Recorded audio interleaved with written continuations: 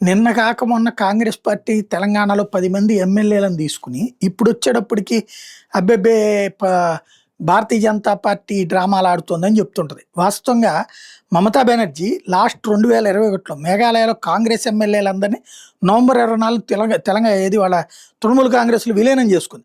మరుసటి రోజు అంటే 2021 నవంబర్ 25న ఎమ్మెల్యేలు అధికారికంగా టీఎంసీలో చేరినట్టు ప్రకటించారు. మేఘాలయ అసెంబ్లీలో మొత్తం 17 మంది కాంగ్రెస్ ఎమ్మెల్యేలు ఉంటే వాళ్ళలో 12 మంది ఎమ్మెల్యేలు ఒకేసారి కాంగ్రెస్‌ని వీడి తృణమూల్ కాంగ్రెస్‌లో చేరినటువంటి సందర్భం ఉంది.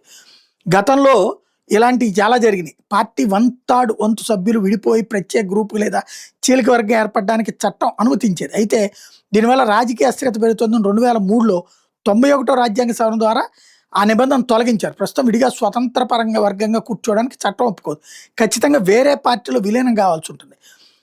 సుప్రీంకోర్టు మహారాష్ట్ర శివసేన ఎన్సీపీ విషయంలో ఇచ్చిన తీర్పే ఇప్పుడు కీలకం అన్నమాట.